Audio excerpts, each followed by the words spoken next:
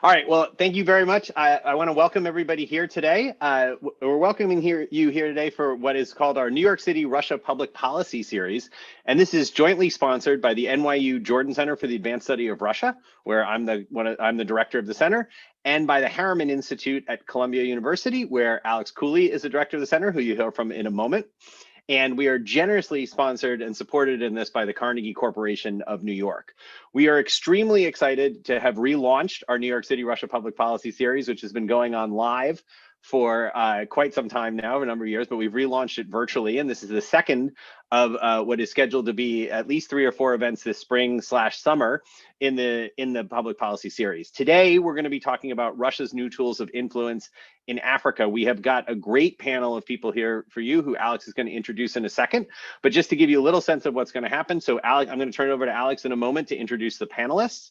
At that point, we're going to hear from each of the panelists who are going to speak for approximately 10 minutes or so, leaving us at least a half an hour and maybe as much as 45 minutes to have question and answer of the follow-up questions with the panelists, as well as to get questions from the audience. So we're delighted to have all of you here today. We've got many of you on Zoom today. We're also reaching out to people on YouTube. The people who are on Zoom can use the Q&A function of the Zoom webinar in order to ask questions. If you're on YouTube, we have people who are monitoring the YouTube channel who will be looking for questions there, so you can use the YouTube chat function there as well. So without further ado, I want to turn it over to Alex Cooley of the Harriman Institute to introduce our panelists. Hi, good afternoon, everyone, and welcome to this session. So I think the title of today's proceeding, Russia's new tool of influence in Africa, is a little bit provocative. I think we can question whether these tools are necessarily new, and we can question whether they're exclusively Russian. Nevertheless, we have seen an increasingly active role by Russia in recent years in influencing the domestic politics of certain countries, including the Central African Republic, Madagascar, Libya, of course. And these include a range of activities from sponsoring private security actors to conducting online social media campaigns to soliciting economic contracts. So here to help us sort it out are 4 really of the best in the business, academics and investigative reporters who have looked into this. And you can find their bios and links to their publications on our website, and we'll actually post them in the chat function. But we have 4 speakers today, and what I will do is introduce each speaker in order as they are about to give their talk. So first up, we have my esteemed colleague, Professor Kimberly Martin, who is a professor of political science and the chair of the political science department at Barnard College at Columbia University.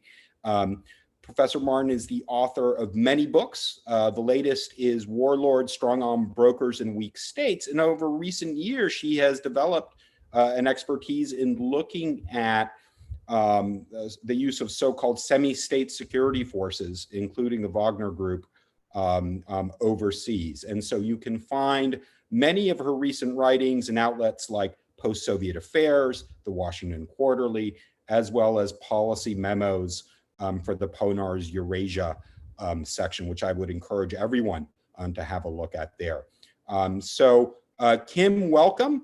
And this is right up your alley, but we're all really curious to hear your take on what Russia is up to in this part of the world. Thanks, Alex. Thanks, Josh, and thanks to the Carnegie Corporation for being the ultimate sponsor of this. So I've been asked to focus on the Vogner Group today, and I just want to say at the beginning, when we're looking at the overall Russian relationship with Africa, they're late to the game. They are trying to compete as much as they can, not only against the West, but also against China. And I think what they are doing is things that are low cost and experimental, and that the Vogner Group is a really good example of this. So what is the Vogner Group? Well, a lot of people call it a private military company or a PMC, but that's not really what the Vogner Group is. It's not like other PMCs that we might think about, like Blackwater, because it has a very strong relationship to the Russian state, and in particular to the Russian Military Intelligence Agency, the GRU. We know that it has its major training base in Malkina, in Krasnodar, inside Russia. We know that when its fighters fought in Ukraine and were killed, they were buried in Russia with military honors, which you do not expect to go to a non-uniformed military group. And we also know that its original founder, Dmitry Utkin, who was himself a GRU officer in the reserves, received a medal for bravery in the Kremlin from Putin after some of the Wagner activities in both Ukraine and Syria. And so you put all of these things together, and there's a very unusual relationship with the Russian state. So then some people say, well, it's a mercenary group.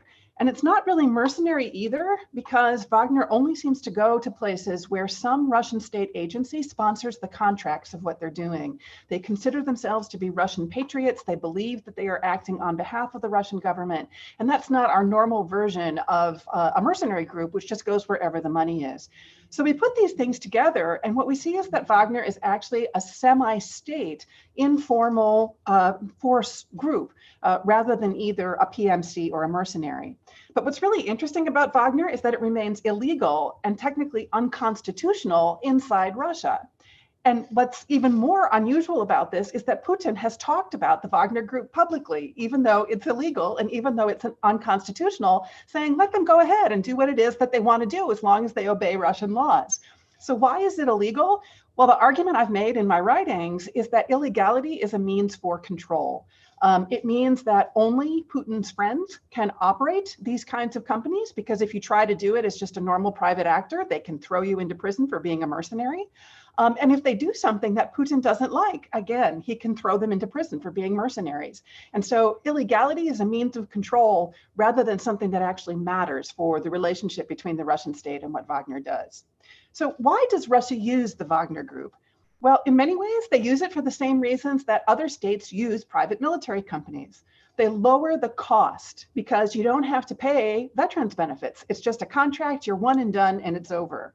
A lot of people have focused on the fact that it allows them to have plausible deniability. Although I think that for the last couple of years, that's certainly not been true on the international stage, because there's so many investigative journalists who are going around trying to figure out what Wagner is doing, that it's not really hiding from anybody what its activities are. But I think where plausible deniability matters is to the home audience, and particularly to Putin's base, the people that get most of their news from Russian state television.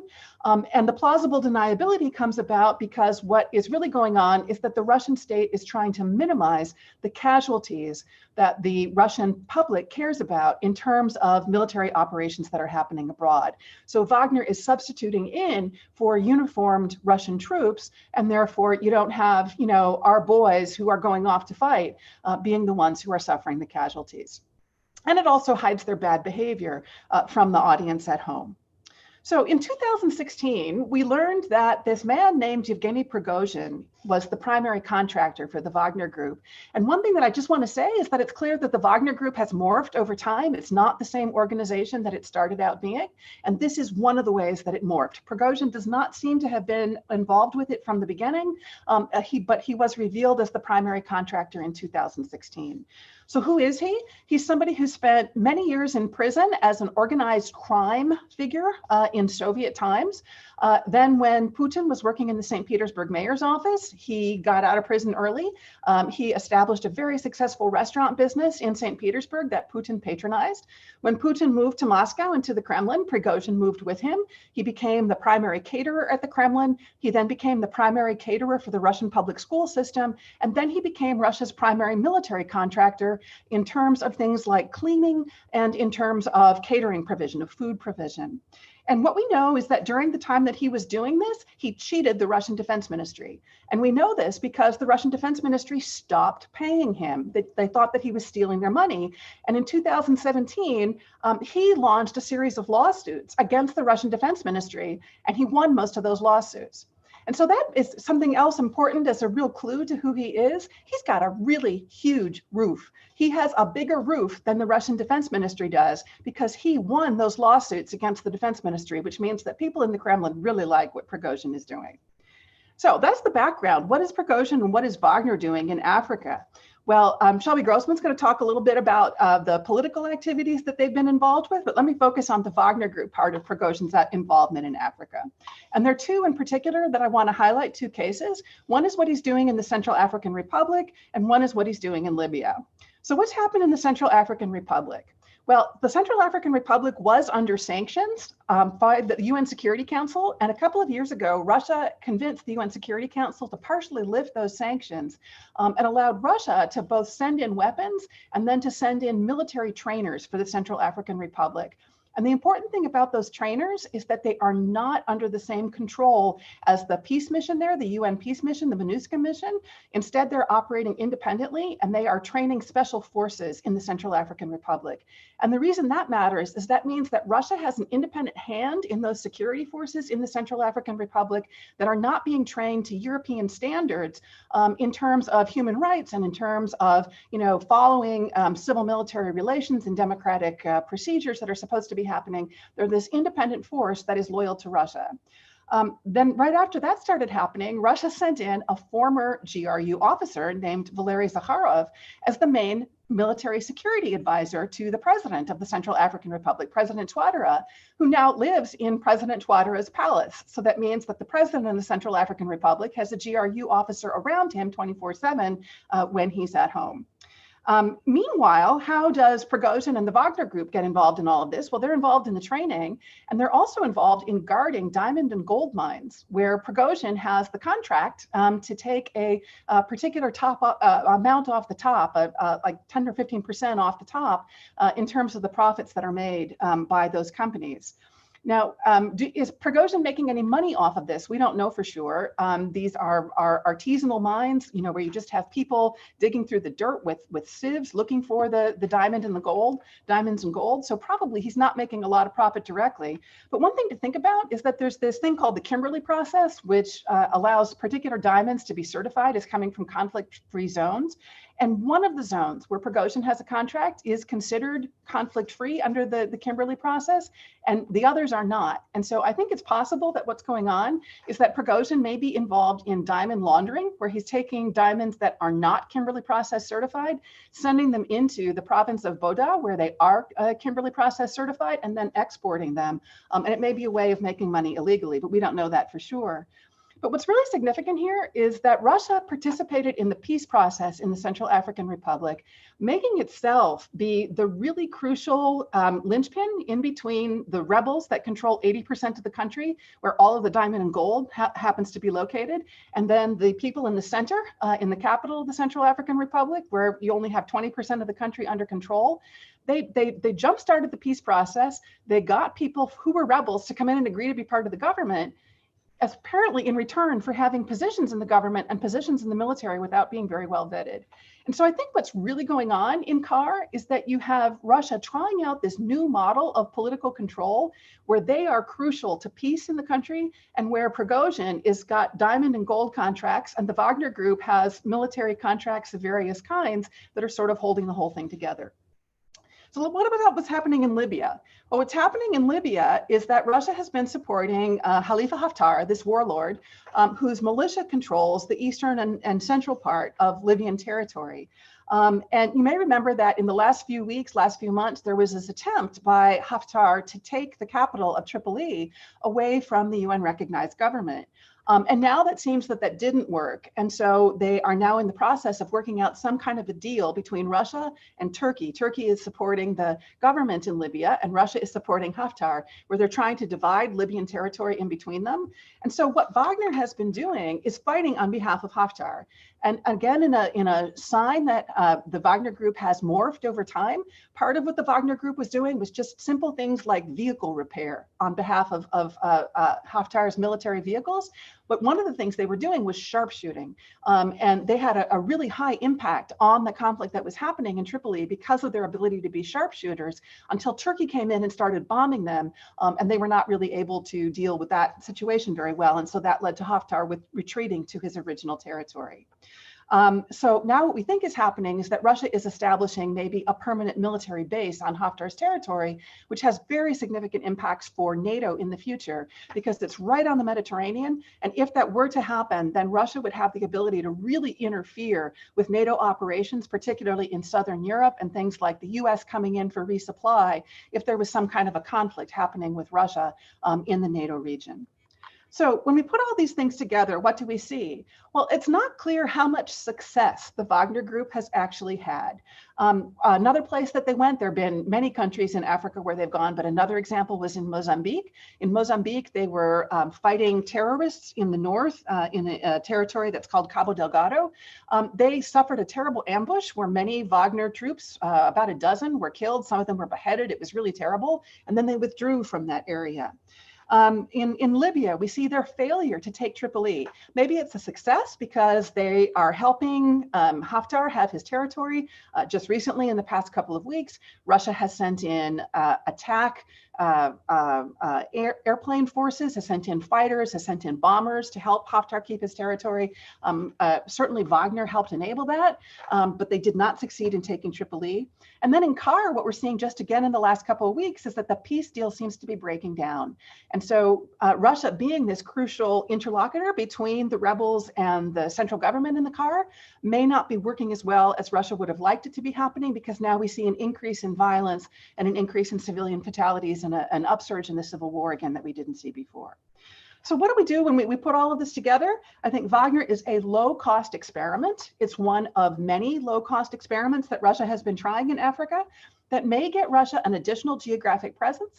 And if it fails, nobody's paying all that much attention to the Central African Republic. Nobody's paying all that much attention to Mozambique. They're paying attention to Libya, but not these other cases. And so if things go completely haywire and Russia fails, they can just go home and say, oh, well, we tried our best and it didn't work, and it doesn't have all that big effect on their reputation. But if they succeed in Kar, they can use that model of getting the rebels and the government to come together and all these militias to be part of the government in other places, including maybe Libya and including maybe Syria. So I'll stop there and I look forward to your questions. Kim, that was terrific. Thanks so much for not only discussing the Wagner Group, but giving us the nuance and the texture of some of these different arenas in which they are involved. So let's move on to our second speaker now. Delighted to welcome Roman Badanin, who is editor-in-chief of the investigative media outlet Proekt, which for a couple of years now has been an independent media outlet conducting investigations into sensitive and complex global topics. He's also formerly editor-in-chief of TV Rain, one of Russia's few independent outlets, and having begun his journalistic career in 1996 at Izvestia. He's been involved with a number of different media projects and outlets, RBC, Gazeta.ru, Forbes, Russia. And just to mention a couple of things about his latest work and Proekt, we've seen some groundbreaking investigations, both of major Russian political figures, Sechin and Medvedev, as well as pioneering investigative work on overseas topics like Russian influence interference in the Bolivian election in 2019, and topic of today, Prigogine's emissaries in Libya, undertaken in cooperation with Dossier, another outlet, and the Daily Beast. And I should mention, this work was shortlisted for the 2020 European Press Prize under the title in English, Master and Chef. So Roman, welcome. I should also note that,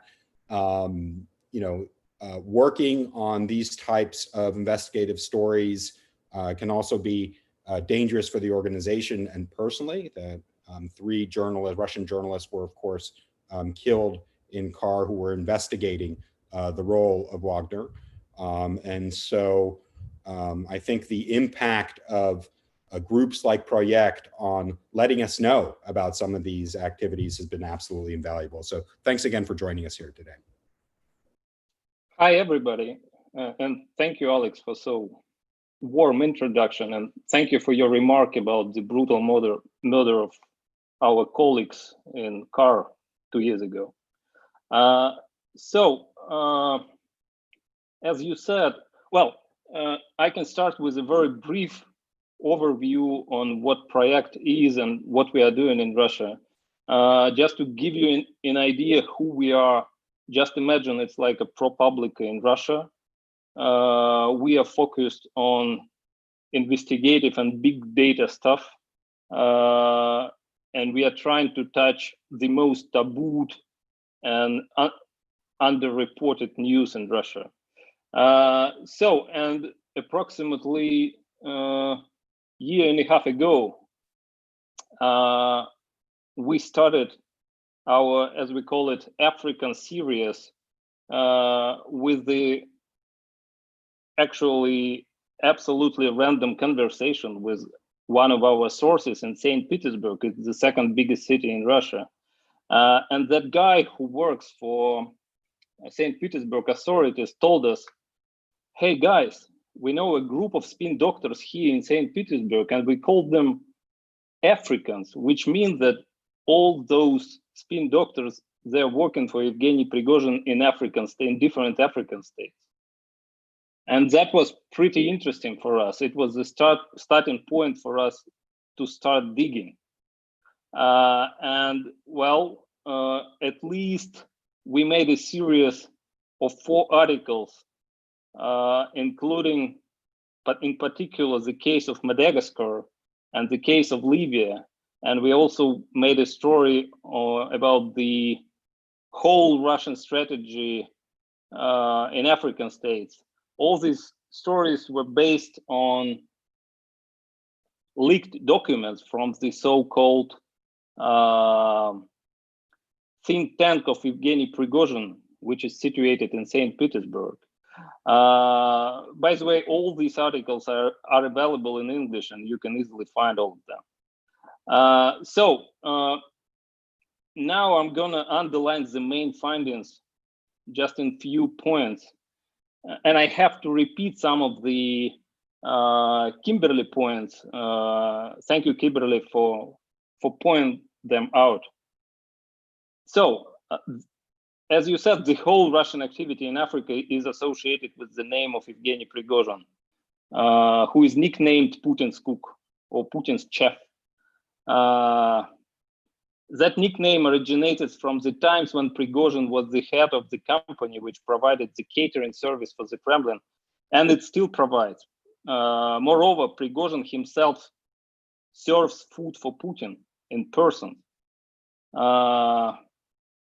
Besides that fact that Prigogine is a billionaire, he's the biggest state contractor in catering and cleaning services. His companies feed Russian army, Russian public schools, other governmental bodies. Why it was Prigogine who headed Russian campaign in Africa? It's very simple, as Kimberly said. He got millions of dollars in state contracts from the Russian authorities, including military forces, without any contest at all. To pay the debt back, he spends part of that money for covered foreign activity in Africa, in US presidential campaign, as it was 4 years ago. So it's a win-win strategy for them. Prigogine earns money, the Kremlin publicly has nothing to do with the dirty activity in Africa or in the US again. Second, but it's a mistake to think that the Kremlin is not aware of Prigogine activity in Africa. We established, in fact, that Prigogine himself and his team are in permanent contact with the Russian Ministry of Foreign Affairs and Russian military. We know for sure that Prigogine talked to Putin personally about African things. And basically, it was Prigogine, for example, who came with an idea to hold a huge African summit in Sochi last year. It was last fall. It was his idea, because we found the particular document prepared by Prigogine's operatives about the preparation of that summit. Third point, the Russian, as we know by now, the Russian interest in Africa arose around the end of 2017. from my perspective, it was linked to that fact that Prigogine, in Putin's eyes, proved his efficiency in American presidential campaign. Next point. All the African countries where Russia has interests, in my opinion, are divided into three big groups.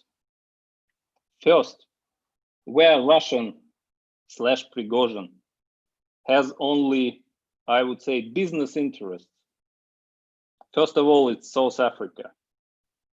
Second group, where Russia/Prigogine interfere in political process as well.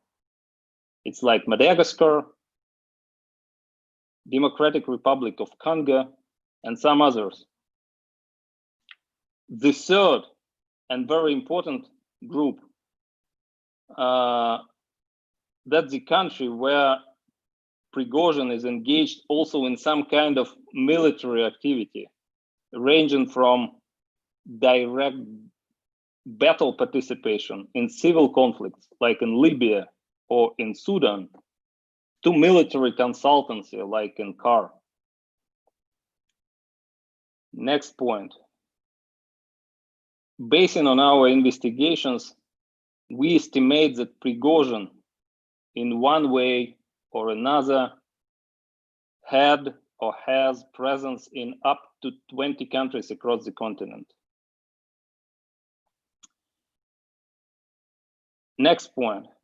We also established that Prigogine actively invests money, a lot of money, into African-based NGO, pro-Russia NGO, and media, or so-called Gongo organizations, to promote his interests, including his personal business interests, for example, in mining. We established some media and civic organizations in Libya, as far as I remember, in Egypt, in Madagascar, in Democratic Republic of Congo, which are connected with Prigogine, with financial ties, with organizational ties. Next very important point. All that situation has had very interesting evolution during last year, because our last investigation on African affairs was released last September, and many things have changed during last several months. As we learned from multiple sources, Prigogine had to downscale his operations in Africa due to a few reasons.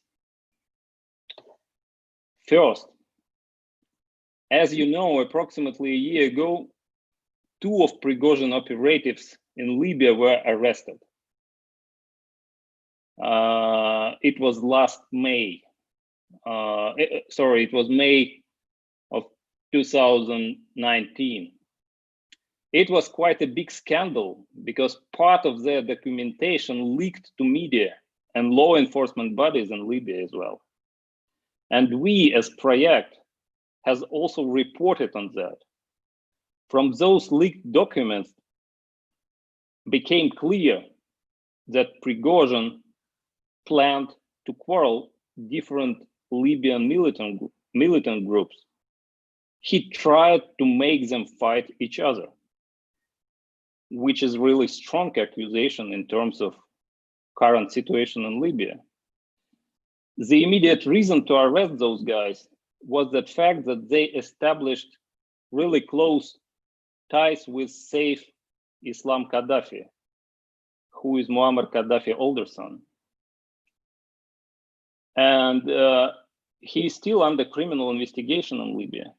And those Russian spin doctors are still in custody in Libya. And all this situation was a big blow to Prigogine's reputation in the Kremlin, as we know. Because, well, to be honest, the Kremlin dislikes to be a part of big public scandals. It also dislikes a massive media coverage of its clandestine operations. Second reason why Prigogine has to downsize its presence in Africa is related to his very controversial relations with Russian military, especially with so-called GRU, which is Russian military intelligence service. On one hand, Prigogine provides Russian military with private soldiers and food and other stuff. But on the other hand, Russian Ministry of Defense sees Prigogine as a competitor in Putin's eyes. You know how it works in authoritarian states. Everybody wants to be closer to the Tsar. In this case, closer to Putin. And this competition played a significant role in Libya, as it played earlier in Dar ez-Zor in Syria. In both cases, Russian military, I would say, distanced from Prigogine private military companies. Russian military didn't help mercenaries in difficult situation. In Syria, it ended up in a huge skirmish where dozens of mercenaries were killed by US airstrike, as you remember. In Libya, it led to a series of Haftar defeats 2 months ago when Russian mercenaries lost a number of pretty expensive missile systems called Panzer, which is shell in English, right? And last but not the least reason to downscale Prigogine presence abroad is the very poor economic situation inside Russia. Due to coronavirus lockdown and the entire economic downturn, Prigogine suffered some losses in state contracts for public school catering and cleaning, for example, because, well, Russian public schools were closed for a few months. So, summing up all I was talking about. First, Russian private and state presence in Africa was really big, especially a year or a year and a half ago. But now, as we witness, it is downscaling due to some political and economic reasons. Second, anyway, Prigogine still has visible presence in some countries of the continent. I can name, first of all, Kharkiv, where its presence is especially strong, Libya and Sudan, among Arabic states. Madagascar is still ongoing. And some, I would say, relatively new countries in Western Africa, first of all, Guinea and Nigeria. I guess it's all I can start with. Roman, thanks so much for that. And we appreciate also the background on Proekt and your purpose and how you operate. Next, we switch back pendulums to an academic scholar who is Dr. Shelby Grossman, who's a research scholar at the Stanford Internet Observatory. And her interests, trained as a political scientist, include political disinformation, the political economy of development, and she has published articles in some of the leading journals out there, including Comparative Political Studies, World Development, and World Politics. She was an assistant professor of political science at the University of Memphis in 2017, 2019, and prior to that, a postdoc at Stanford's Center on Democracy, Development, and the Rule of Law. Shelby has been involved in looking at influence operations in Africa, and particularly on the information and social media. And so, Shelby, thanks again for joining us today. And we're really curious to find out more about your research on this new tool. And Shelby also has a PowerPoint that will accompany her presentation. Yeah, thanks, Alex. Let me just share my screen. Can everyone see that? Okay.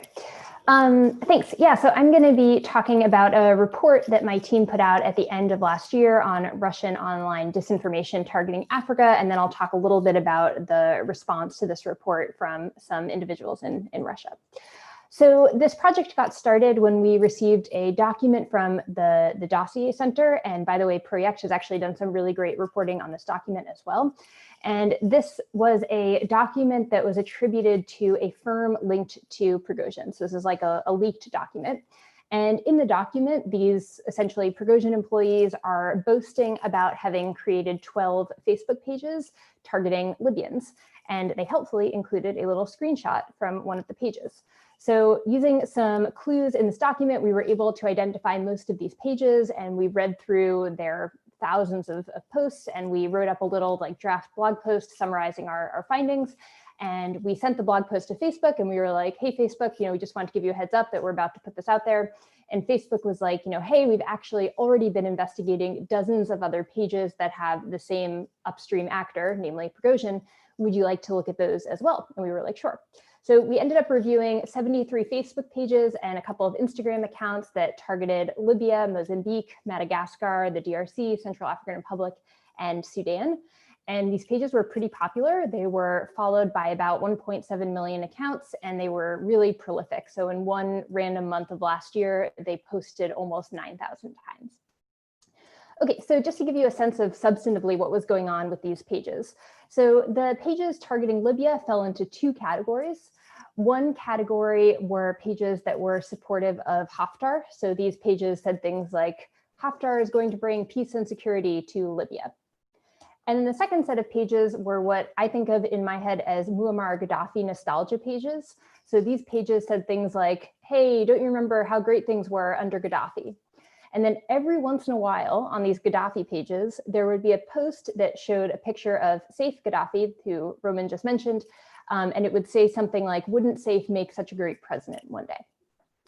And a theme across both the Haftar and Gaddafi pages was denigrating the Tripoli-based government of national accord. So this is a cartoon from one of the pages suggesting that the prime minister's time is running out. And so one question we tried to ask ourselves after we had these Libya pages was whether we would have been able to find a connection between the pages and any Russian actor without the leaked document. And in short, the answer is no. So the pages basically never linked out to any websites. And when pages link out to websites, that gives you something else that you can start investigating. But in this case, they didn't do that. There was a pro-Russian slant to the pages, but it was really, really subtle. You really had to look for it. And if we had taken advantage of Facebook's page transparency feature, we would have seen primarily page managers in Egypt. And there's some evidence that there was actually an Egyptian digital marketing firm managing these Libyan pages. Okay, Central African Republic. So this was a really, really hyper-partisan set of pages, and a common theme was criticism of France. So this is an image from one of those pages, and it's showing the French president speaking to Putin, and it says, Vladimir, I demand that you cancel the Sochi summit, this summit that Roman mentioned for African heads of state. Don't you know Africa is mine? And then one thing that I thought was kind of interesting about these CAR pages is that they frequently shared a link to a Google form that was ostensibly aimed at eliciting public opinion from CAR residents about this thing called the Khartoum Accord, this peace accord. But the questions were like comically biased. So questions would say things like, do you think the government of CAR should sign this peace accord, or do you think the country needs more casualties? And then the options would be sign peace accord or country needs more casualties. And another thing that was interesting about this Google form was that it actually elicited identifying information from respondents. So it asked respondents for their name and the village they were from and some other things.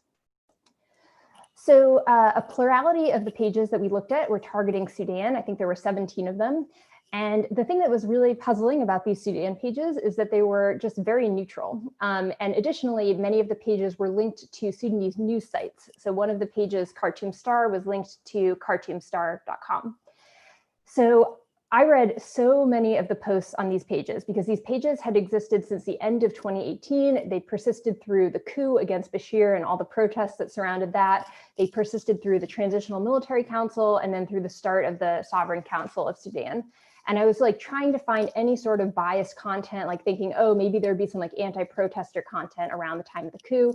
I found nothing. It was just like really quite neutral.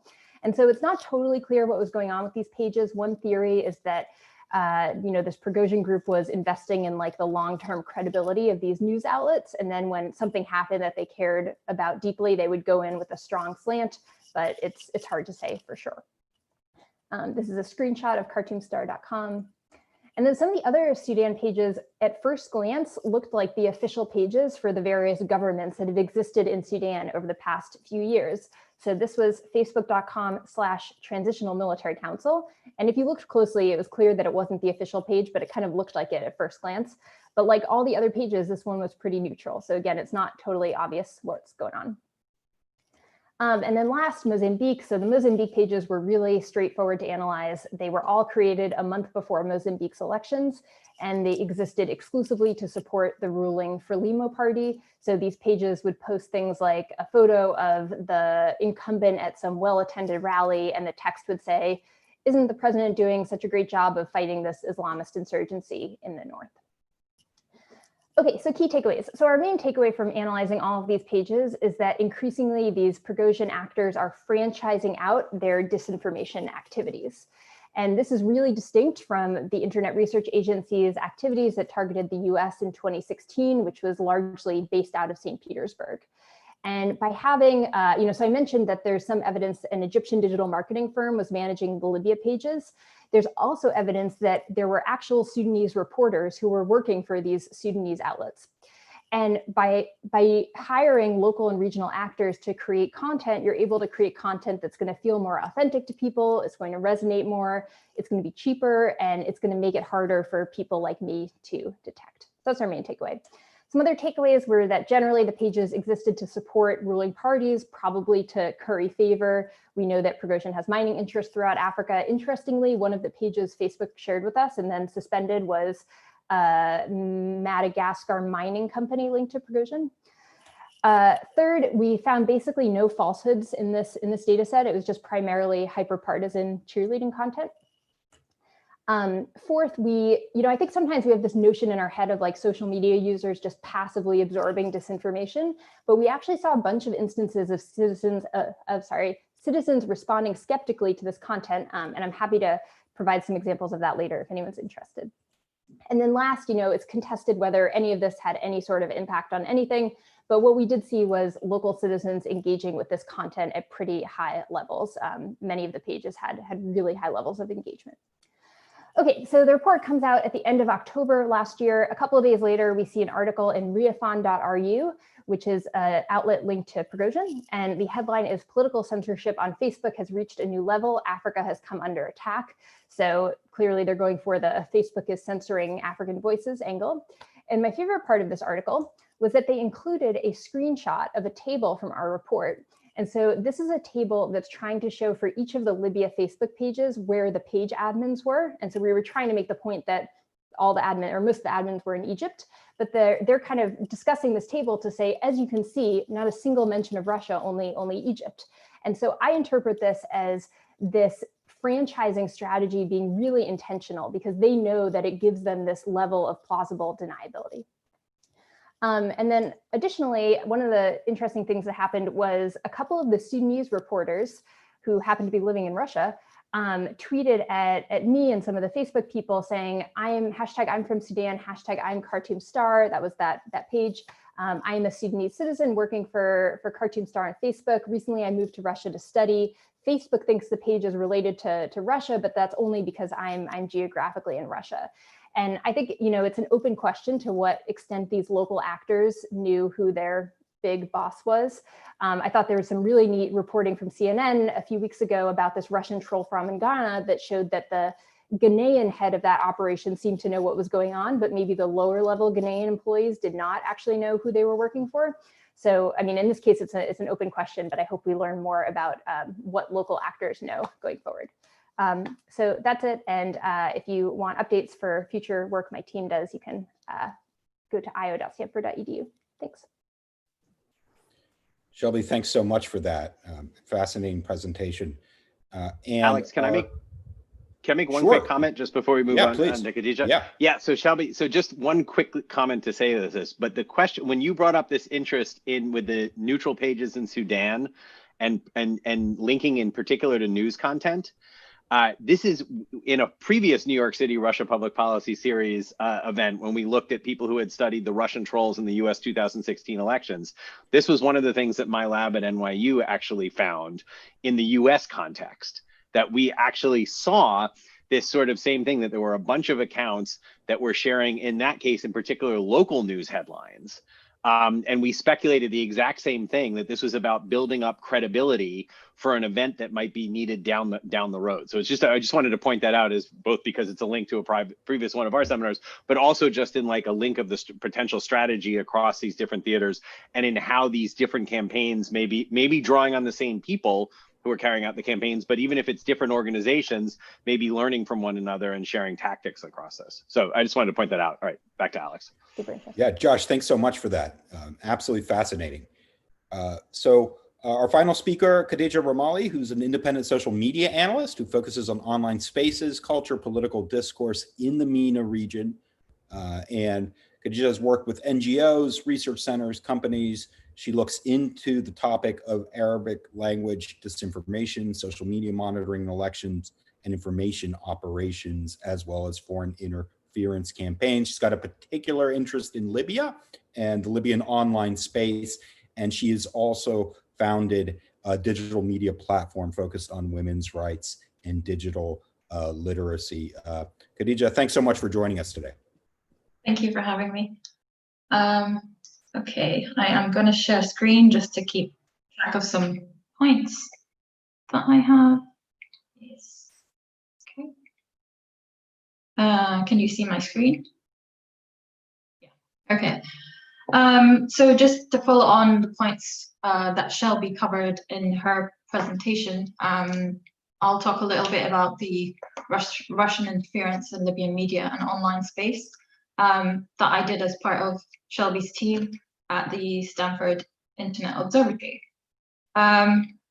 Just to start off, oops, I think I need, just to start off, to give you a bit of context on what was happening while the Russian media was going on in the back, Russian interference was going on. The Libyan political scene is quite chaotic. I'd say Libya 2019, you had the Libyan UN-backed government, the GNA, which is based in Tripoli in the west. You have the Libyan interim government based in the east. You've got Khalifa Haftar, head of the Libyan National Army, was also based in the east. And at this point of the year, we were talking about elections happening at the end of 2019. This was before the attack on Tripoli that happened in April. So the UN was kind of preparing for a national conference of unity in the country. And at the time I was working on social media monitoring of political discourse in elections. So it was quite overloaded scene at the time, a lot of things happening. And I think one of the most important things that I noticed during that time, December 2019, December 2018, January 2019, was there was a huge uptick in Saif Gaddafi positive sentiments, or he was just in the news more. There was talk about him potentially running for elections, even though he was still under investigation by the ICC at that point, and there was a court case against him. And then at that point, we saw this Mandela Libya movement start, which was meant to be a local organic movement created by Abdelmajid El-Shoul, I think, and it was meant to grow local support for Saif Gaddafi as a potential nominee in Libya's elections. And the thing, what this movement was doing, they had a website and they were creating online polls similar to Russian activity in other African countries, where they were asking people yes or no questions. Do you think Saif would be a good leader. If you had to choose between Saif or Siraj, who would you choose? If you had to choose between Saif and Haftar, who would you choose in an election? And I think in one of their polls, they said they had about 60,000 participants, but it's quite easy to fake these online polls. And I think Proekt and the Daily Beast also reported on this movement and said that they were supposedly consultants as well, working for the Russians in Libya. So yeah, this is happening in late 2018, start of 2019. And then we move on to like the Libyan local media in general. So the Libyan local media space in general, you have the pro-Feb 17, I guess, pro-GNA media channels, which are based mostly Turkey. And then you have the pro-LNA, pro-Haftar channels, which are mostly based in Jordan, UAE, and Egypt. Some of them do get funding from the UAE and other pro-LNA friendly sponsors. And then you have kind of like the pro-Gaddafi media, which really wasn't funded that well before. You had like Libyan businessmen fund them based in Egypt or Tunis, but they were quite chaotic in that they didn't have continuous coverage. But then sort of at the end of 2018, we start to notice that some of these channels are starting to kind of get back up again. And one of them was the state-run TV station, Jamahiriya. And thankfully, and thanks to the dossier memo and the Proekt reporting and the Daily Beast, we figure out that because of the memo, we figure out that, oh, okay, the interference is much larger than we think. And this was in November 2019, that the memo was then shared with the Stanford Internet Observatory team. And basically what the memo said was the Prigogine linked firm bought 50% of the channel. And then it also paid off all the debts that the channel had. And then the channel started to air back on Nilesat quite regularly. And they started to have a new studio. They started to have regular shows. So in hindsight, when looking back, I'd be like, oh yeah, that looks like something happened. At the time, it didn't really ring any alarms for me. The second thing that the memo basically showed was that there was a physical newspaper called The Voice of the People, which was a pro-LNA newspaper that was created. And then the Prigogine linked firm also was doing some consulting for some of the Libyan channels. One of them being Hadith, which is based in the East, and it's a Haftar aligned TV channel. So this is an image of, on the left is what Al Jamahiriya channel studios looked before, and on the right is how they look after the funding and the sponsorship from the Russians. So it's quite a difference. Let's see.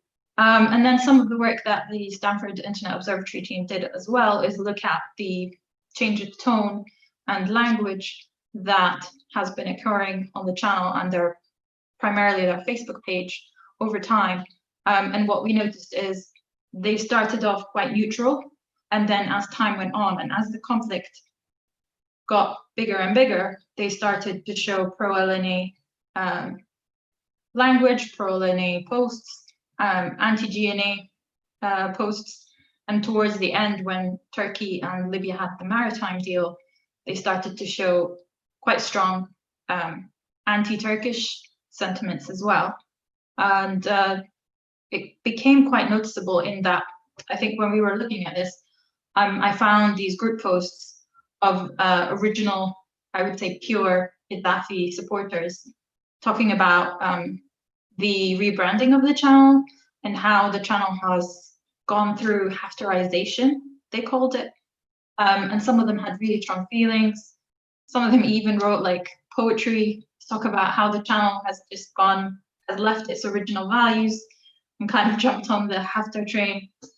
So it was like Shelby said, like people did notice, they engaged, but they did notice like the change in the direction of these channels, which they have supported for years and years. And the second thing is, so the Voice of the People newspaper, when we were looking for this, we didn't know what we were looking for really. How do you find a newspaper that doesn't have any online presence? And so it was by accident that I ended up on a Libya political party page, Facebook page, and they had, no, actually it was a tweet first. So I found the tweet, a picture, and then it was somebody making a joke that they were handed this newspaper in Benghazi. And then I saw the logo of the political party, and I went on their page and I found the PDF of the newspaper. And I think the newspaper had only 2 editions in the first quarter of 2019. And it was mostly, I think the main message of the newspaper was they did not like the constitutional draft and they wanted to get rid of it.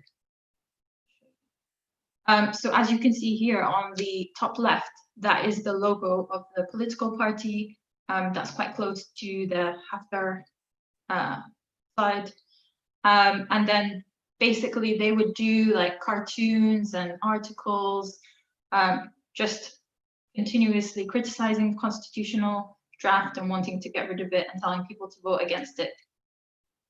This was another sketch or cartoon that they basically showed that the HOR, which is the Libyan parliament, was being manipulated, and they really just do not want this constitutional draft to be voted in, and they wanted a new one. And I think it was quite strange in that a political party would, I don't know, I think this was confirmed by the New York Times article, like how do you track that? How do you track the financial backing to create this newspaper, which then gets distributed in a Libyan city? If without the leak, you would not have known at all. It just shows like how sophisticated the interference is, really. And another angle, another like aspect of the sophistication is that they're utilizing already known brands. They're not creating new ones. They're using brands that were pre-Gaddafi even. Like you have the Jana News Agency, which was quite popular pre to the 2011 revolution, and they're using Al-Jamahiriya, like the media channels. They're using Libya 20. Libya 24 is considered to be under an umbrella of the Al-Jabha Al-Shabiya, which also includes Al-Jamahiriya, Jana News, Libya 24, and the Mandela Group as part of their media umbrella. It's not quite clear how all of these media brands kind of interact with each other. And then also in the memo, it says that the Prigogine linked firm also gave, also audited the Hadith and then proposed some consultancy services to them. It's not quite clear if they continued with this relationship or it broke off, as this was as the memo was talking about a period in the first quarter of 2019. So we really don't know. They could have worked with them or not. They could have also started working with other Libya media channels, but at this point, it's not really clear and it's quite hard to find out. And I think this is what's scary about it. And I think one of the challenges working on this is, like I said, how do you differentiate when it starts from financial backing? And so it gives it a sort of authenticity. And kind of, how do you make a policy for that? How do the platforms make a policy for that? So all of these, even with what we know now, Jamahiriya and Jana, they're all still up on Facebook. So how do platforms make decisions, even though we know there's interference going on? Do these pages stay up? Do they get removed? How do we track investments and financial support?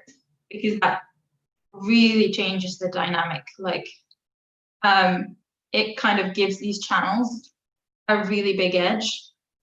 And then, So how do we know the difference? And I know, I do want to point out that UAE and the Gulf do invest quite a lot in the media scene. So it's not just Russia, but Russia's just another player. And Turkey has started, well, they do have like 2 major Feb 17 channels based in Istanbul.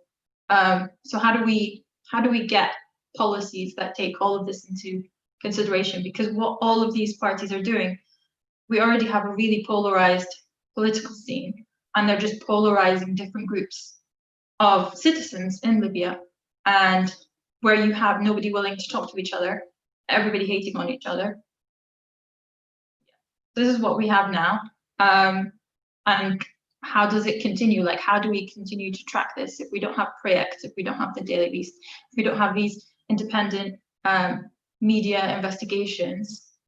How will we be able to kind of prepare for the future, or prepare for the next Libya elections that essentially now, with Haftar leaving Tripoli and we're back to the political scene?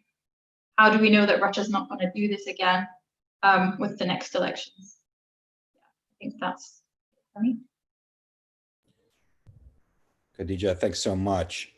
So thanks to all of you for those really stimulating presentations. And let's move into the Q&A portion of our session. You can use the Q&A question. I already see one for those of you here on Zoom to write your question. And also on YouTube, we will share questions with the moderators. Already the first 3, Josh will ask a question, then I will ask a question, then Kim Martin, one of our panelists, will ask the 3rd question. Josh. Great. So I just want to thank you all for totally fascinating presentations. This was so interesting and really appreciate it. Taking a step back, like, you guys are all so deep in the weeds of what you're doing, but listening to everything collectively here, what comes out about this is that, like, this almost stunning thing that everything that everybody's talking, with a little bit of exception of Khadija at the end, but just a tiny bit, that is talking about what is happening in Russia's foreign policy in Africa, is all flowing through this one person, Prigogine, who is not a member of the Russian state. And I guess I'm just kind of wondering, like, in one sense, it's like, from all the foreign policy experts here, like, the extent to which this is sort of unprecedented, but I'm going to even bracket that for a second to ask the question of, so what happens if Prigogine is not in the picture, right? Like, every one of you has told a story that has really conditional points on what Prigogine's trying to do, what Prigogine's incentives are. Roman, you're talking about the different, I wanted to hear so much more about the difference between what happens when Prigogine has military versus political versus economic.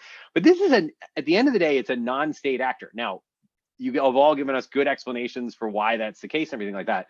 But if Prigogine hadn't decided, I mean, and it's also like completely, if I had said to you beforehand, hey, I'm going to give you a list of 7 people in the Russian state, and one of them is the person, or 7 people connected to the Russian state, and one of them is the one who handles catering, like, pick which of these 7 is likely to, like, lead foreign policy in Africa, you probably wouldn't go with the caterer as the first choice, right? I'm not sure I've really heard of caterers before playing this role anywhere else. So my question is, like, what happens to Russian foreign policy if Prigogine doesn't step into this role? Is it just somebody was going to step into this role, and this was the person who did it because it's structurally advantageous? Or is there much more agency around Prigogine, which is like as someone who doesn't study this, is sort of my speculation here, because this is such an unusual arrangement, right? Like, we wouldn't have this discussion if we were talking about Chinese policy in Latin America, you know, or Russian policy in other places either. So how much agency is this about Prigogine having manufactured this situation and things just kind of, you know, being path dependent from, you know, I was very intrigued by, Roman, your comment about, you know, that he had proved his mettle in 2016. This is one of the ways we've always talked about the 2016 interference as sort of like an advertisement, right? Because of a lot of other things that happened there. But like, is this a sort of set of weird things based on the individual of Prigogine that this all kind of falls around him? Or is this a model of foreign policy? Maybe a little bit, as Kim was saying in the beginning, is this a model, a new kind of model of foreign policy where you put this, that maybe is connected to old patterns of mercenaries and things, but it does feel very different from, you know, just bringing in mercenaries, because mercenaries respond to a contract, not sort of setting the tone across 20 different countries. So I would really be interested in just hearing a little bit from all of you about like the centrality of Prigogine's role, what that means for Russian foreign policy, and what you imagine Russian policy in Africa would have looked like, you know, had Prigogine not gotten involved with this.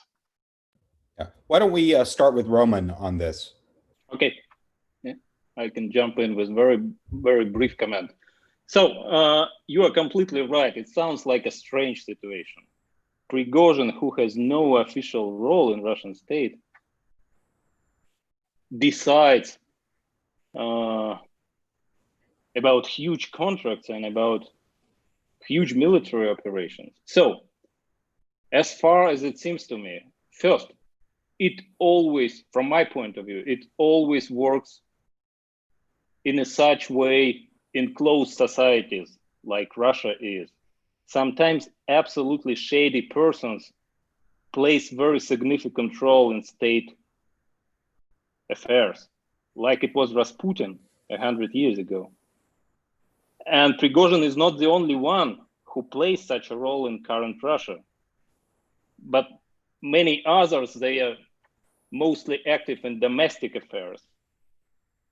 Second point, as I said, it's a mistake to think that Prigogine does it absolutely by himself. He, as it seems to me, he knows how to convince Putin to do something particular in international affairs, because he wants perfectly that Putin miss the Soviet empire. He wants to restore it in some way, in one way or another. And Prigogine knows it perfectly. That's why, from my point of view, and as we heard it from our sources, that was the starting point when Prigogine started to convince Putin to start this African campaign. The only interest Prigogine has is money. Well, he wants just contracts. He wants mining. He wants metals, chrome, and something else. But Putin wants to have an empire. So that was the starting point from my point of view, as we understand. Great. Maybe I can go to Kim next, and then Kim, if you'd like to ask the question, I think that you wanted to ask, it might be an interesting back and forth. Yeah, so my perspective is different from Roman's. My sense is that it's important not to overestimate the role of Prigogine as an individual. I think he's more a go-between or an intermediary than he is somebody who is actually directing things.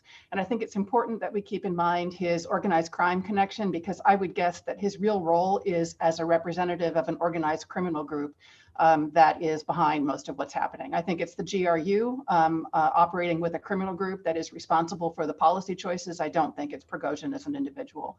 So I guess that, so as an answer, so just before you move on the question of the Roman, as an answer to my question, then you think this would have emerged anyway, even if there wasn't Prigogine, someone else would have filled this role? I don't think this was Prigogine's idea. I think that Prigogine is the person who is playing the role of figuring out the way to get the illegal connections. I mean, he's been spending a lot of time in Africa. And the one thing to think about in terms of Prigogine, we have this tendency to call him an oligarch, but he's not like the other oligarchs. He didn't have a creative idea. He wasn't somebody who came in and took over a business that was already operating. He was a creature of Putin from the beginning. I think that the power relationship is a little bit more that he is in Putin's debt for the getting him out of prison early and so forth, getting him on his feet, rather than being the creator that's behind things. But that leads to my question for Roman, which is, what is your evidence that Prigogine is actually funding the activities of the Vogner Group? Because I myself wrote that in an earlier article, but I haven't actually found any evidence for it. It was something that was asserted by a Russian journalist, maybe back in 2018. And then after it was asserted, everybody's picked up on it. And it certainly makes logical sense because there have been cases where, there have been other oligarchs that Putin has asked to do like local business development in cities in outlying places in Russia. But it seems to me that Prigogine is he's really good at contracting. He's really good at being a middleman. And Wagner is cheap. It's not expensive. And so what is the evidence that you have that Prigogine is actually funding Wagner as opposed to just being the person who's doing the arrangements behind Wagner? Sorry, Alex, can I jump in? Yeah, please. Yeah, go ahead and take that, and then we'll move on to other panelists. Okay. First comment, you are completely right. As I said, Prigogine was not the only one person who masterminded this African affair. Of course, I guess he consulted a lot with the GRU members, with the military officers, and so on and so forth. But I want to remind you about the similar situation in different parts of the world where Russian oligarchs or Russian shady persons were responsible for the whole countries in terms of propaganda, in terms of military ties. Sorry, it's my cat. She's trying to leave the room. Sorry about that. It's a little bit noisy. For example, Mr. Makhmudov, maybe you know about him.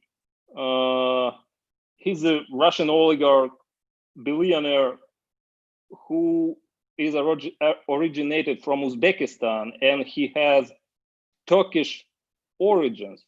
For example, he's responsible for all the Turkish-speaking countries, ranging from Turkmenistan to Turkey. Or Konstantin Malafeyev, who is absolutely shady guy, who is responsible for Greece, Balkans, and Bulgaria, and all these countries close to Russia. It's pretty much the same situation. All of them have their own middlemen who help them to connect with Putin. The only difference Prigogine has his personal contact with Putin as a cook, at least as a cook. Answering your question about our proofs, about our evidence. So I'm pretty much sure that Vogner Group is financed collaboratively by Prigogine and the Russian Ministry of Defense. At least the Molkina base, as you mentioned, is possessed by Russian Ministry of Defense. But what we know that Vogner Group operatives use Prigogine transports, ranging from his personal business jet, because Mr. Utkin, who is the head of Vogner Group, permanently uses the Prigogine airplane. Sorry. Okay. We know that they receive money, salary, in the offices owned by Mr. Prigogine. For example, those guys who worked in Madagascar, they got money, their salaries in Moscow offices, and these offices possessed by Mr. Prigogine, and some other evidences. So, but again, I'm sure that they finance the Vogner Group collaboratively, of course. Great, thanks. So I want to move on now to Shelby and Khadija. Could you take Josh's question, and also if you could address a question from Betty Banks from the EIU, who talks about flipping what the event title is, that you both pointed out that Russian-backed accounts were also pro-government. And so in some of the cases that you're talking about, what's the influence here? Who's doing the pushing and who's doing the pulling? And maybe is the event title mistitled? Should we be not talking about influence and should we be talking about what local rulers or leaders or partners in Africa want? Thanks so much. Shelby, why don't we start with you and then to Khadija? Yeah, I'm not sure I have great thoughts on Josh's question, but on the question about, is this influence? I mean, I think like the question that I want to understand more is like, what is the relationship between, like, how do these pages come about? Like, is this Prigogine group offering them to political leaders, or are they being requested somehow? And I think it'd be important to like better understand that, to understand like the nature of the influence here. But I think in general, it's influence because we think Prigogine is trying to curry favor with these leaders to possibly get mining rights down the road. Okay, yeah, I think I'll also answer the question by Betty. So basically, you said they're helping the government, but like which government in Libya? We have like two governments. So it's more like helping a side of the conflict. That's how I see it. And they're already on the ground helping LNA and Haftar. So it would seem that it's just natural for them to kind of help him on the like information warfare side as well. But they're not just helping Haftar, they're also like kind of hedging their bets and also trying to push another political player, which is Saif al-Gaddafi.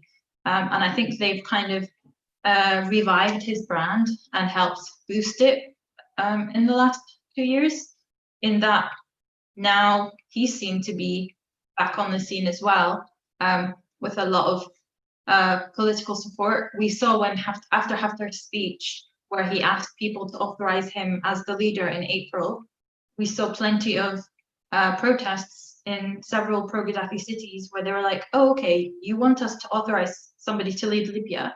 We don't want you. We want Saif al-Gaddafi. I think that was really embarrassing. So I think it's not what like Africa wants. It's the Russians kind of like having an investment in whoever leads Libya in the future, whether that's Haftar or whether that's another political player like Saif. They want to have a presence in the future of this country some way. So that's what I think is happening.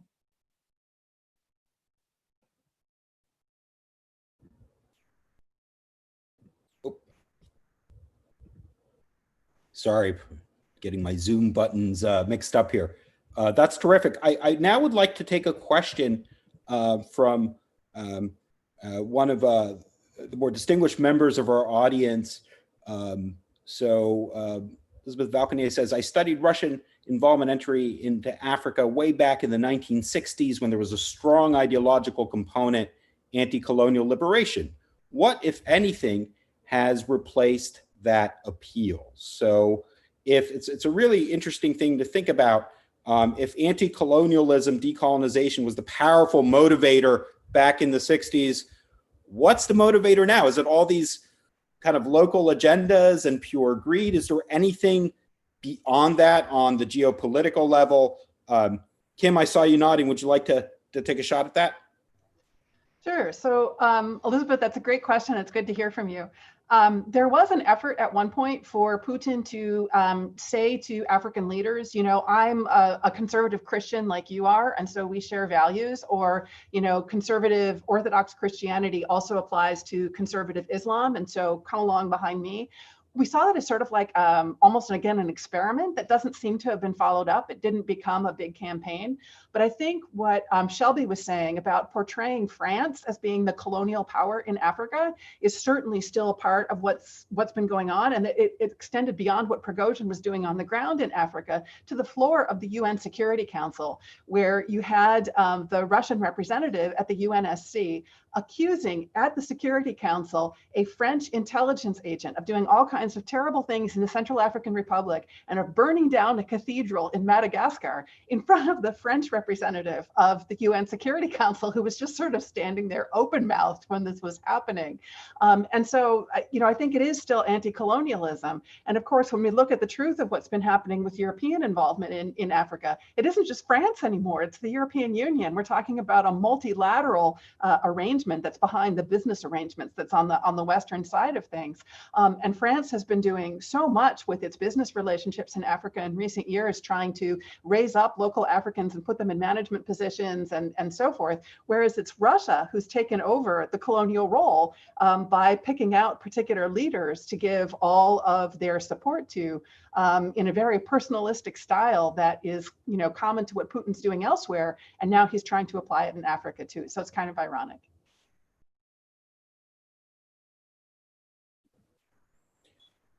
Anyone else on that topic? Yeah, Roman? very briefly. So yeah, I have a really brief and I would say controversial opinion on that. On my opinion, it's the whole idea behind all the Russian foreign affairs in the last several years to create, I would say, strategic uncertainty, instability. It's the same like Russia does in Eastern Ukraine, for example. We are not here, but maybe we are here. It's an unstable region just in the center of Europe. It's the same policy in Africa, from my point of view. Well, it's a point for future trade-off, maybe. All right, that's actually a decent segue into the next question, which is that we have an anonymous attendee who writes that Khadija spoke of Russia using established channels to first push neutral content and then later moving the content to counter support or a certain political leaning. Shelby also referenced that content in Russia-linked news outlets in Sudan appears to be neutral at this time. I also brought up this point that we found this kind of, neutral pushing of local news in the US-based interference that was going on. And so the question, I think I'll push this to Shelby and Khadija, is, if we assume this is a pattern to establish legitimacy and credibility, right? Like that we saw this play out in Libya, that's our example. First you're neutral, then what Khadija showed us, right? In the United States, maybe we were trying to establish, the speculation goes that they're trying to establish the credibility, they're trying to establish the credibility here in the US in the interest of, when Trump lost the election and claimed that the votes were fraudulent, these sites could use their credibility to support that. Of course, Trump didn't end up losing the election, so it never got played out. That brings us to the Sudan question, which is, Shelby, do you have a sense of maybe why this is going on in Sudan? And then maybe more generally to both of you or to anyone else who wants to join back in on this, is this something we're just going to expect from Russia generally, that they're seeding, is this a useful use of resources to be seeding places with, building up just internet, channel Facebook pages and, supporters online and places where they can use these social media places in place before there's actually a need for them? Or so is this Sudan sort of indicative of a larger strategy? Or is it the case that there's something that you think, Shelby, from the research that you had done specific about Sudan, that we think that we're going to see the same pattern we saw in Libya? And if so, what would that pattern be? Yeah, I don't think there's anything specific about Sudan. I mean, the thing that's kind of really puzzling about the neutralness of the Sudan pages is that there was some reporting suggesting that Prigogine was actually in talks with Bashir, I think, to push anti-protester content on social media. So I don't know, maybe that didn't happen, or maybe it happened on other pages that we didn't find. But like, what was the ultimate goal of these Sudan pages? So one thing we did see in I forget if it was on the websites or on the Facebook pages, was we did see some content that was like, a little bit pro-Russia. I'm kind of confusing the Sudan pages and some of the other ones, but we might have seen some posts on the Sudan ones that were supportive of like Russian economic investment in Sudan. So maybe that's kind of the direction they were going, and they were never going to go in super strong with like a polarizing thing, but they were going to kind of use the outlets for that subtle messaging. But I think it's hard to say. I will note that even though the websites continued posting after the Facebook pages came down, for a while, the websites have now stopped posting. So it's hard to to say what's going on? For me, I think because they had restarted the whole organization, so it took a year, I would say, for them to basically know the points that they could kind of hit a nerve on with regards to the Libya scene and the Libya conflict as well, complicated things. I think they were kind of testing the neutral language, and they needed to know exactly what words would hit with their audience. And it makes sense that they started off neutral, and then as they went along, they started to get slightly more strong or anti-GNA, start using that conflict language like Gaza Turkey, which means the Turkish invasion, or basically using militias to refer to the GNA and army to refer to the LNA, that kind of language. I would say they were just learning, I think, to be honest. Yeah, and I think with credibility, they already tapped into like quite a large audience with the Al Jamahiriya brand anyway. And I don't think that audience grew much, but I think they did kind of try to catch the middle people that don't really care what side wins the Libya conflict. But yeah. Great. I would like to ask a question of Roma next. You wrote a bit after the Pulitzer Prize was awarded to the New York Times for its investigative reporting on many of these activities overseas, and talked about, some people, I think, for you had talked about, well, Proekt had done this great investigative work into this, and the Times hadn't cross-referenced or hadn't acknowledged your investigation. Then I thought you wrote a very thoughtful piece for Open Democracy in which you said the question isn't plagiarism, and you framed it in terms of giving cross-references to independent media outlets to be able to allow them to support them and grow. And I was just wondering, could you share a little bit about that from that perspective to our audience? Maybe, not all the details about the prize, but why do you think it's so important for you to be acknowledged or to be cross-referenced by a major outlet like the New York Times? Thanks. Okay, thank you for asking that question. And as you probably understand, it's a little bit sensitive question for us. First of all, I want to congratulate the New York Times with the Pulitzer Award. Most of the awarded articles are absolutely brilliant and well-deserved. The only problem, as you said, with the New York Times is that two of their articles on Madagascar and on Libya issue massively repeat our findings, which were made months before. In one case, 8 months before. And as you said, I'm pretty much sure that it's not the question of plagiarism. It's the question of some kind of policy of hyperlinks and credits in the New York Times newsroom.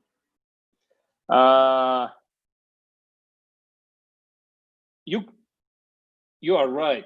The question is how the hyperlink or credit can help independent small newsroom abroad in such aggressive environment as Russia can help them. My point, it can help a lot. First, the journalism is in Russia is the question of security. As you previously said, 3 of our colleagues were murdered in car 2 years ago. And security, from my point of view, is a function of visibility and publicity. That's why we want to be globally visible. That's why we want the New York Times to credit us. And the second point, which is also very important, journalism is always a matter of financial sustainability, and financial sustainability, as I wrote in that article, is a function of visibility as well. So it's a simple thing. It sounds a little bit silly, but a single hyperlink can help Russian small independent media be sustainable, be visible, and that's why it can help the world to learn news, as Hadith said, to learn news from Russia and about Russia. So it's very simple. Roman, thanks so much for that. We'll go, Josh will ask the final question and we'll sign us off. So I just want to thank all the panelists again for being here, but Josh, take it away.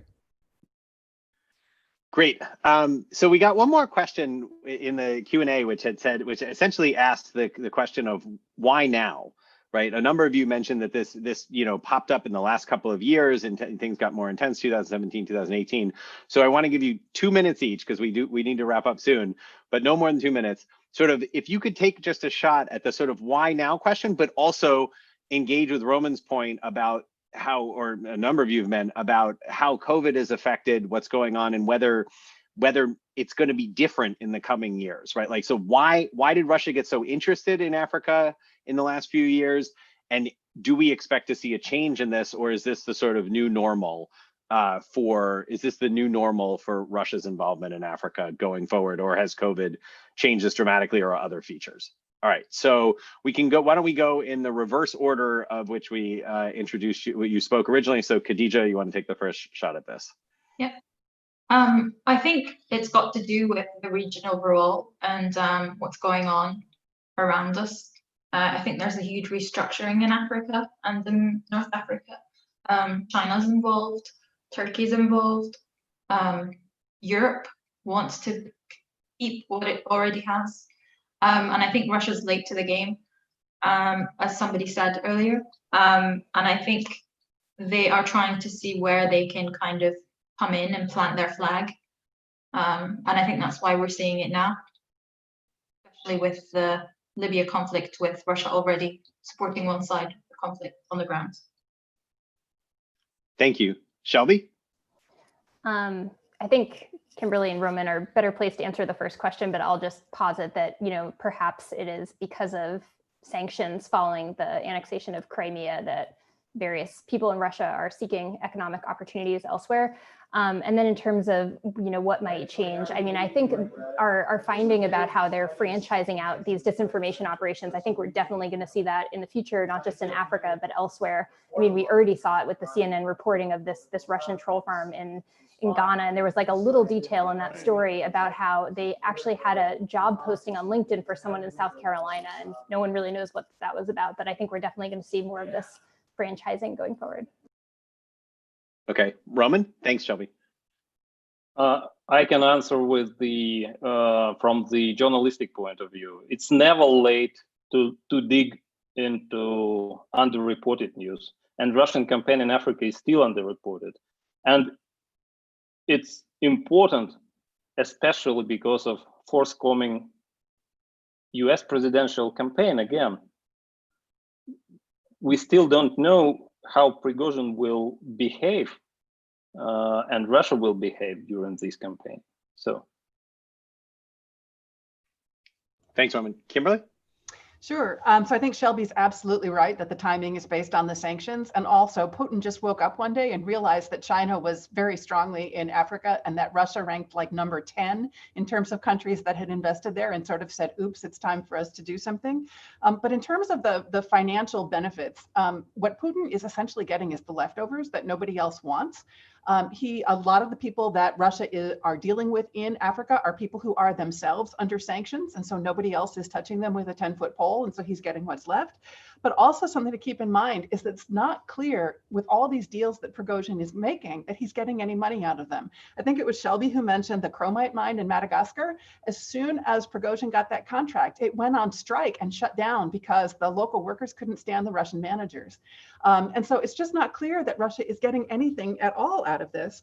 But it is clear that it is not disconnected from Syria, because what we've learned just in the past few weeks is that Russia has been taking, and it was the Vogner Group who was doing the recruiting, taking personnel who were on the opposite side of Syria that then got turned to the side of the government, people who had been opposition militias in Syria. And it's really, they're picking on them, they're being nasty to them, they're not giving them job opportunities now, even though they turned to the side of the government. So in return, the Vogner Group has been saying, oh, come and fight for us in Libya and we'll treat you better. We'll make sure your families are treated well. And so what happened in the last couple of weeks is apparently that Haftar refused to pay the $1.5 million contract that he had with Vogner because he was so disappointed that Vogner was taking low quality Syrian troops to fulfill the contract that he thought he was getting these high quality Russians to fulfill for him. And so what's happening in Africa is not disconnected from what's happening elsewhere. And I'll just leave it there. Thanks.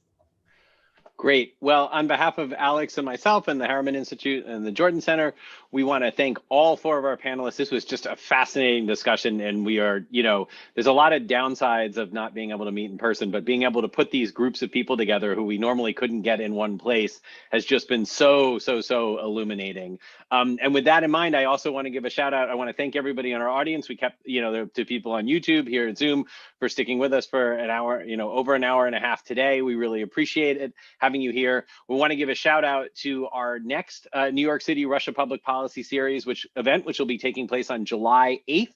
We'll be posting announcements about this shortly, but we're going to be looking at NGOs in Russia in the time of COVID, and we're going to have scholars who work on NGOs, but people who are working in the NGO field in Russia. So that'll be in a couple of weeks from now, July 8th, or 3 weeks, I guess, from now on July 8th. I want to thank very much Carly Jackson, Sasha Spitalnik, and Alex Turek, who have made this possible, who are doing all the behind the scenes work for us, setting up these webinars so that they run so smoothly, so that we can have these incredibly stimulating intellectual discussions. And with that, I'll say thanks everybody for your time, and be well, be safe, and good luck with everything you're doing, and stay in touch. So take care, everybody.